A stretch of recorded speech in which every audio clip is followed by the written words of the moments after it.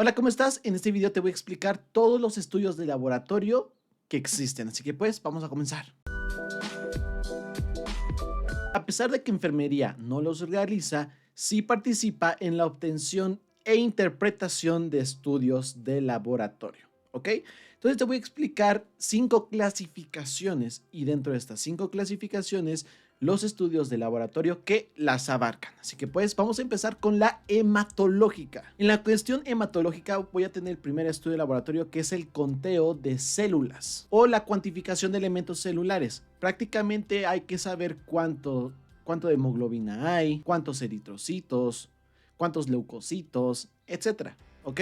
De hecho, en un video anterior yo te expliqué que había estudios de laboratorio cuantitativos y cualitativos. En este caso, es un estudio de laboratorio cuantitativo. Luego voy a tener el estudio de medidas de coagulación, sangrado y protrombina. Luego voy a tener pruebas pretransfusionales para saber si son aptos para poder recibir una transfusión o incluso para poder donar sangre. Y voy a tener el estudio de tipificación del RH, es decir, del grupo sanguíneo. Y voy a tener, por último, la tipificación del RH y grupos sanguíneos para identificar qué tipo de sangre eres. Que por cierto estaría bien hacer un video de los tipos y grupos sanguíneos. Luego voy a tener la química clínica. Dentro de la química clínica voy a tener los siguientes estudios de laboratorio. En general, el análisis de elementos químicos, todo lo que va a tener prácticamente el plasma. Y dentro de ello voy a tener más pruebas. Por ejemplo, la concentración de iones y electrolitos. También el cálculo y cantidad de glucosa, como también la cantidad de lípidos. El estudio que va a determinar la cantidad de proteínas, el estudio que va a determinar la cantidad de enzimas, como también la cantidad de productos residuos del metabolismo, la urea, el ácido úrico, la creatinina, etc. Y también aquí vamos a encontrar lo que es la gasometría arterial y venosa.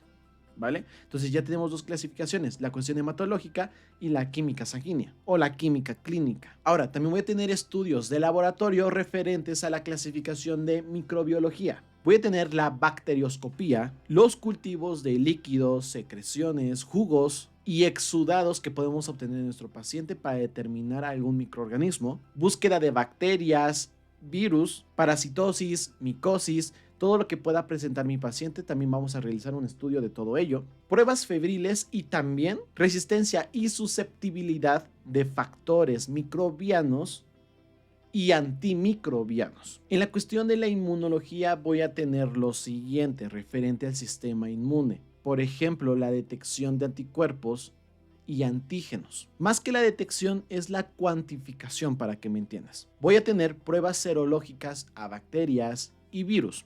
Aquí voy a identificar en qué periodo o qué anticuerpos se han creado referentes a estas bacterias o virus.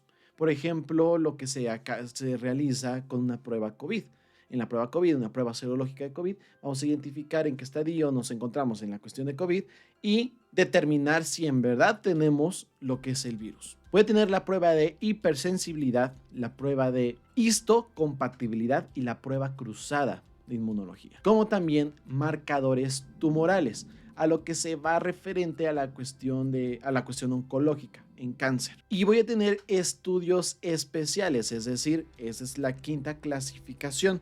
Por ejemplo, monitoreo de fármacos. El monitoreo de fármacos es identificar alergias, identificar efectos adversos, efectos secundarios que tenga la terapia farmacológica.